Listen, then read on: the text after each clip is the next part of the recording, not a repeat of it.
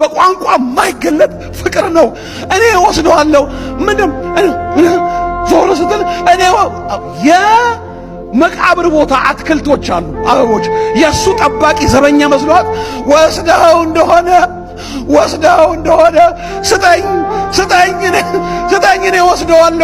ስጠኝ እኔ ወስደዋለሁ።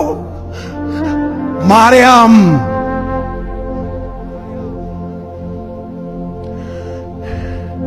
አንድ ነገር አይሁ በሚሰማኝ ጌታ በእናንተ ፊት እናገራለሁ። ኢየሱስ ክርስቶስ ለሷ ከመገለጥ በላይ ምንም እድል የለው። ምክንያቱም አትሄድም። መሄጃ ያላቸው ሁሉ ይሄዳሉ። እሷ መሄጃ የለም፣ አትሄድም።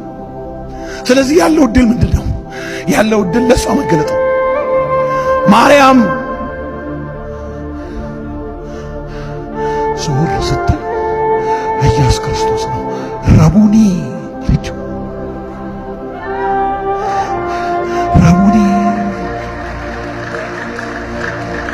በዕብራይስጥ መምህር ሆይ ማለት ነው።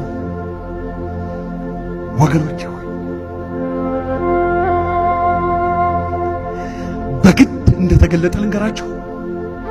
በግድ እንደተገለጠ እንዳትነኪኝ አላት። አይችልም። የግድ መገለጡ የግድ ነው። አትሄድማ።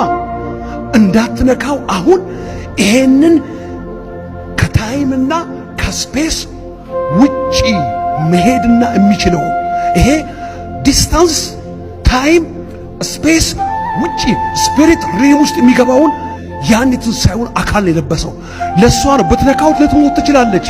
ቆይ እንዳትነኪኝ አላት። ለምን ተገለጠ? አትሄድማ። ታዲያ ለሷ መታሰቢያ መባል ይነሰው ጥልቅ ፍቅሯን ተመልከቱት። አትሄድም አለበለዚያ አትሄድም። ማስታወሻ የምትይዙ አድምጡኝ።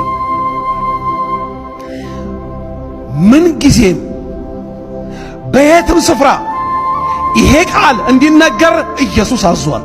ወየውላት ይሄን ማትናገር ቤተክርስቲያን። ለሷ የትኛውም ቤተክርስቲያን እስከ ዓለም እስከ ራፕቸር ድረስ እንዲነገር ኢየሱስ አዟል።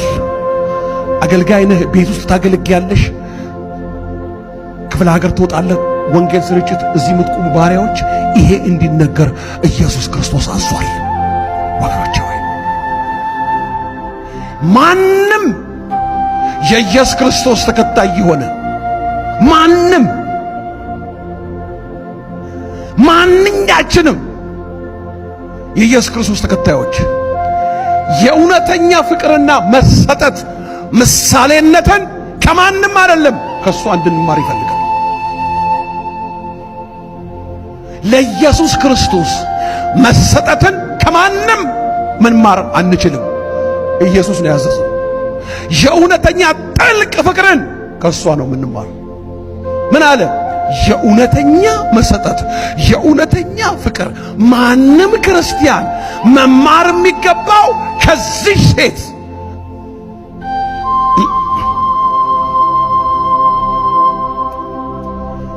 አሁን አንድ ጥያቄ እናንተንም እኔንም ጠይቃለሁ። ኢየሱስ ክርስቶስን ትወጂዋለሽ? ኢየሱስ ክርስቶስን ትወደዋለህ?